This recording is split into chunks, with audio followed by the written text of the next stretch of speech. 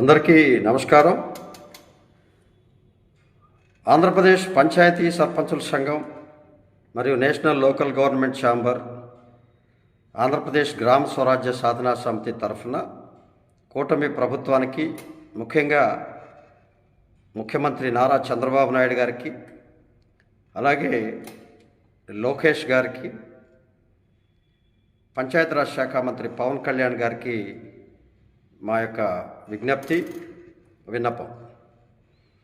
అయ్యా, రానున్న రాజ్యసభ ఎన్నికల పదవులు ఖాళీలు పూరించేటప్పుడు గత 35 ఏళ్లుగా పంచాయతీరాజ్ వ్యవస్థ పటిష్టత కోసం, తెలుగుదేశం పార్టీ అభివృద్ధి కోసం రాజీ లేకుండా పోరాడినటువంటి మా రాష్ట్ర వ్యవస్థాపక అధ్యక్షులు యలమంచిలి బాబు రాజేంద్ర ప్రసాద్ గారికి స్థానిక సంస్థల కోటా నుండి ఆ ప్రాతిపదికన రాజ్యసభకి నామినేట్ చేయవలసిందిగా తెలుగుదేశం పార్టీ శ్రేణుల్ని, ముఖ్యంగా ముఖ్యమంత్రి గారిని, ప్రధాన కార్యదర్శిగా జాతీయంగా వ్యవహరిస్తున్నటువంటి లోకేష్ గారిని మేము ఆంధ్రప్రదేశ్ స్థానిక సంస్థల తరఫున, పంచాయతీ సర్పంచుల సంఘం తరఫున రిక్వెస్ట్ చేస్తున్నాం, డిమాండ్ కూడా చేస్తా ఉన్నాం.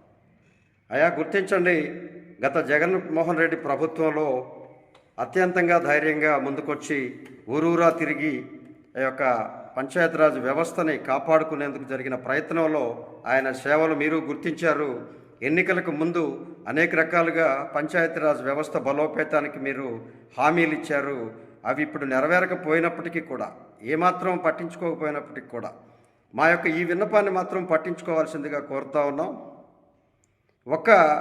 రాజేంద్ర ప్రసాద్ గారిని ఈ యొక్క రాజ్యసభకి నామినేట్ చేయవలసిందిగా మా అందరి తరఫున, రాష్ట్రంలో ఉన్నటువంటి సర్పంచులందరి తరఫున, సర్పంచుల సంఘంగా మీ యొక్క పార్టీకి ఆయన చేసిన సేవల్ని ప్రాతిపదికగా ఆయన తీసుకొని, మీరు ఆ రోజు సభలో కూడా చెప్పారు 30 ఏళ్ళుగా అవిశ్రాంతంగా పోరాడుతున్నాడని. మరి ఎందుకు గుర్తించాల్సింది, మీరందరూ గుర్తించాల్సిందిగా కోరుతా ఉన్నాం. తప్పనిసరిగా ఆయన్ని ఈ యొక్క రాజ్యసభకి తప్పనిసరిగా నామినేట్ చేయవలసిందిగా మా యొక్క విన్నపం. మా విన్నపాన్ని మీరందరూ, తెలుగుదేశం పార్టీ, ఆయన సేవల్ని గుర్తించండి, ఆయన పోరాట పటిమని గుర్తించండి, ఆయన వయసుకు కూడా మీరు ప్రాధాన్యత ఇచ్చి భవిష్యత్తులో రాజకీయంగా ఉండేందుకు ఆయనకి ప్రోత్సాహం ఇవ్వాల్సిందిగా కోరుతా ఉన్నాం.